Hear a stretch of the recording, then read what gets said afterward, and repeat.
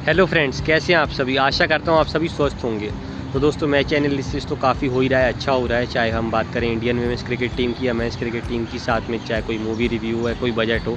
लेकिन आज मैं आपको सुनाऊंगा एक कहानी। जैसे मैंने आपको याद होगा एक कहानी सुनाई थी सर राहुल वॉल द्रविड़ के बारे में। बहुत अच्छे अपना एक इंसान तो है ही, साथ में मेनली जब भी उनकी बात आती है तो एक टेस्ट बैट्समैन की बात आती है। तो आज जो मैं आपको कहानी सुनाऊंगा वो एक उनके ही शिष्य की है, जो उसके बाद नंबर 3 को जिसने बहुत अच्छे से संभाला पिछले लगभग 10-11 साल से उनकी रिटायरमेंट के बाद। क्योंकि कल उनके लिए होने वाला एक बहुत बड़ा दिन, कल होगा उनका 100वां टेस्ट मैच। ये आप मेरे पीछे देख रहे हैं, पानी बहुत ही तेज़ी से बह रहा है। अभी अपना ये जब निकल रहा है तो पूरी झील में पानी बहुत तेज़ी से अपना ये है कि बहता रहता है। लेकिन जैसे ही ये पानी थोड़ा धीमा होता है तो फिर नदी का पानी भी धीमे धीमे बहने लगता है। ऐसी रहती है चेतेश्वर पुजारा की, अगर हम बात करें करियर की कहानी, टेस्ट क्रिकेट करियर की। क्योंकि वनडे या T20 में तो कभी उनको ज़्यादा मौका मिला ही नहीं। T20 तो आज तक नहीं खेले, और वनडे भी जो अपना वो 4-5 खेले उसमें कुछ बहुत ज़्यादा बड़ा नहीं कर पाए।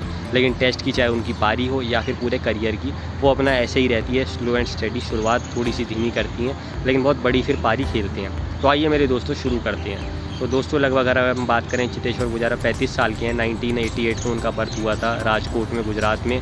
अगर हम बात करें उनके फादर और जो मदर थे वो उनको काफ़ी सपोर्ट करते थे क्रिकेट खेलने के लिए। लगभग 8 साल से उन्होंने शुरू कर दिया था। और उनके फादर जो हैं वो अपने बहुत अच्छे कोच हैं। जो हम बात करें राजकोट के अरविंद पुजारा, उनके ही बदौलत वो एक बहुत अच्छे क्रिकेटर बने। और हमेशा से ही पुजारा ऐसे थे जो अपना, जो आप देखते हैं कि उनको बॉलें लगती हैं, उनको सहने की उनको आदत थी। क्योंकि जब बस 2006 में क्रिकेट खेलने जा ही रहे थे, उनके फादर उनको लेने आ रहे थे, तो उनकी मदर की डेथ हो गई थी। और अपना ये है कि, लेकिन सबसे बड़ी जो इस बात में वो बात थी वो ये थी कि डेथ तो होती ही है, चाहे वो आपके माँ बाप हो या कोई भी हो।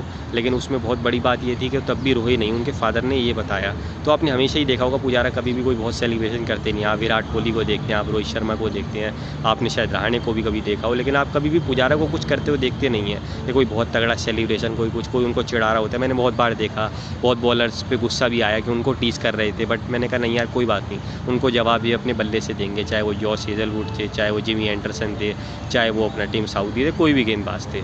तो अगर मैं चेतेश्वर पुजारा के अभी तक करियर की बात करूं तो उन्होंने 99 टेस्ट खेले हैं, जिसमें उन्होंने अपना 7021 रन बनाए हैं। 44 की लगभग उनकी औसत है। साथ में अगर मैं बात करूं तो 34 अर्धशतक है और 19 शतक है।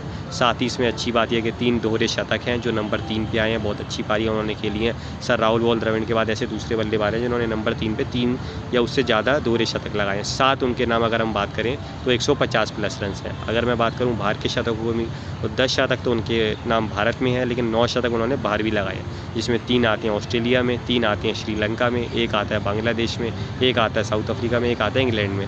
और इन सभी में अच्छी बात यह है कि लगभग ज़्यादातर सारे ही मैचों में भारत को जीत भी मिली है और एक ऐतिहासिक जीत मिली है। तो अगर मैं उनके करियर की बात करूं, 2010 में उनका डेब्यू हुआ था। दूसरा मैच था इंडिया ऑस्ट्रेलिया का बेंगलोर में, और लक्ष्मण उस मैच में नहीं खेल रहे थे। तो वहाँ उन्होंने 72 रन की एक बहुत अच्छी पारी खेली। पहली पारी में तो जल्दी आउट हो गए थे, लेकिन वहाँ उन्होंने एक चौथी इनिंग में बहुत अच्छी पारी खेली। नंबर 3 पे धोनी ने उनको भेजा और एक मास्टर स्ट्रोक साबित हुआ। उसके बाद उनका करियर टुकड़ों में बटा है, क्योंकि ये तो उनका पहला मैच था। फिर लक्ष्मण वापस आ गए, वो 2 महीने ड्रॉप रहे।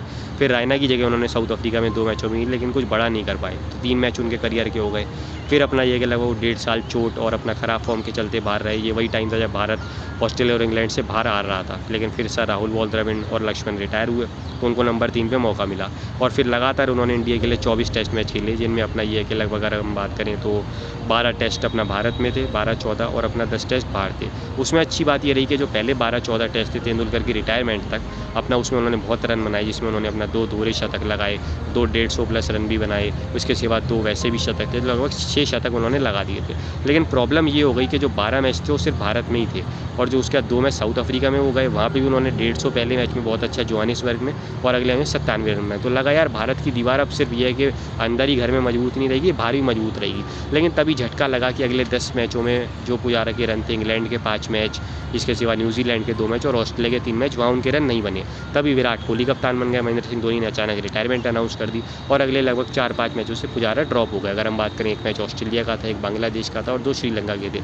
लेकिन किस्मत ने फिर साथ दिया। मुरली विजय, शिखर धवन सब इंजर्ड हो गए, और ओपनिंग करने के लिए रोहित शर्मा के साथ कोई बचा नहीं। उनको मौका मिला, उन्होंने नाबाद 150 रन बनाए ओपनिंग करके, और सारे 10 बल्लेबाज आउट हो गए। 300 रन बनाए भारत ने, और वो टेस्ट मैच जीता, और वहाँ से उनकी वापसी हुई।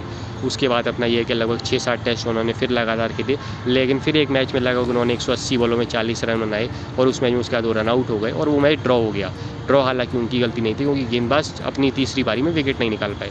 तो अपना ये कि अनिल कुंबले तक पहुँचते लेकिन उन्होंने भी उन्हें ड्रॉप करा। उन्हें लगा यार कहीं ना कहीं बहुत स्लो पारी थी और इसलिए उनको ड्रॉप कर दिया गया। लेकिन फिर 1-2 मैच बाद वो वापस आ गए क्योंकि फिर 1-2 खिलाड़ी को इंजर्ड हो गए। फिर भारत में उनका अच्छा काफ़ी टीम रन रहा। अगर हम बात करें अगले कुछ मैचेस में लगभग अपना ये है कि और उन्होंने ऐसे ही कुछ मैच लगभग खेले थे और अपना ये कि अब लग रहा था कि यार अब तो पुजारा की जगह बिल्कुल पक्की हो गई है। और जिसमें अपना ये है कि उन्होंने ऑस्ट्रेलिया के सामने 500 बॉलें खेलने का रिकॉर्ड बनाया, इंग्लैंड के सामने एक सीरीज़ में 2 शतक लगाए और लगा अब पुजारा पक्के हो गए हैं। लेकिन वो फिर ड्रॉप हो गए। और अपना ये है कि वो ड्रॉप कब हुए, क्योंकि हुआ ये कि इंडिया साउथ अफ्रीका गया, वहाँ उनके रन बने नहीं। 2-2 पारियों में उन्हें 0 पे रन आउट करवा दिया गया। उसके बाद वो इंग्लैंड गए तो पहला मैच उन्हें खिलाया नहीं गया। ये वही टेस्ट था जहाँ कोहली ने पहला शतक लगा के यूँ दहाड़े थे और इंडिया लास्ट में 30 रन से हार गया था 190 रन का। तो भारतीय क्रिकेट टीम की सोच भी पिछले कुछ सालों में कैसी रही, आप उससे ही लगा लीजिए कि रवि शास्त्री जी जो हमारे पुराने कोच थे, उन्होंने कहा कि यार पुजारा को इसलिए नहीं खिलाया, वो स्लो खेलते हैं। खेले कौन कौन, शिखर धवन और केएल राहुल। ये इनकी टेस्ट की टेक्निक पुजारा के मुकाबले बहुत ख़राब थी और लगभग अभी 5 सेशन इस मैच के बचे हुए थे और भारत 30 रन से हार गया। तो यार पुजारा इतने भी ख़राब नहीं थे कि 5 सेशन में 30 रन भी नहीं बना सकते थे। और राहुल और धवन ने जो 4 इनिंग में रोज जोड़ के रन बनाए वो लगभग बनाए 30 रन। तो आप इससे लगा सकते हैं अंदाज़ा कि कहीं ना कहीं कितना नुकसान उस वक्त इंडिया को हुआ। लेकिन उन्होंने वापसी करी, इंग्लैंड में 80-90 रन बनाए 1-2 मैचों में और साउथहैम्पटन में लगाया बहुत अच्छा शतक, 132 रन वहाँ बनाए। और फिर उनकी जो कैरियर डिफाइनिंग सीरीज़ थी वो आई ऑस्ट्रेलिया में। स्टीव स्मिथ वार्नर नहीं थे तो कहीं ना कहीं लोगों को लगा यार इंडिया सीरीज़ इसलिए जीता है। लेकिन अगर आप इंडिया की भी बल्लेबाजी की बात करें, चाहे वो विराट कोहली हो, चाहे वो रहाणे हो, मुरली विजय का तो उस सीरीज़ ने करियर ही ख़त्म कर दिया बहुत हद तक, राहुल का भी। इसके सिवा रोहित भी नीचे कोई बहुत अच्छा नहीं खेले थे। लेकिन एक खिलाड़ी था जो दीवार की तरह डटा रहा, जिसने हम बात करें तो 4 मैच की 7 इनिंग में 500+ रन बनाए। आखिरी एडिलेड में जब भारत स्ट्रगल कर रहा था, 40 पे 4 हो गया था, 120 पे 6 हो गया था, तब 123 रन बनाए और 250 रन तक भारत को लेके गया। अगली इनिंग में 70 रन बनाए, भारत को 330 का टारगेट दिलवाया ऑस्ट्रेलिया के सामने और ऑस्ट्रेलिया को हरा दिया। दूसरे मैच में वो फ्लॉप रहे और भारत हार गया।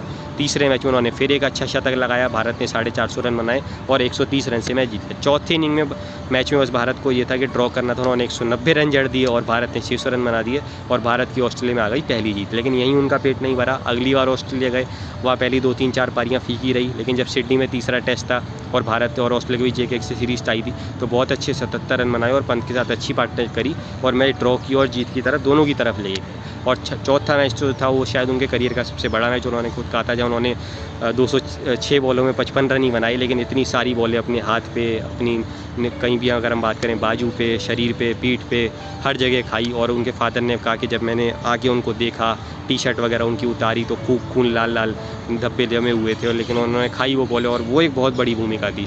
शुभमन गिल की बहुत अहम भूमिका थी, एक बात अलग है, रहाणे की कप्तानी थी, अपना पंत की पारी थी। लेकिन पुजारा ने एक बार फिर बहुत अहम भूमिका निभाई थी।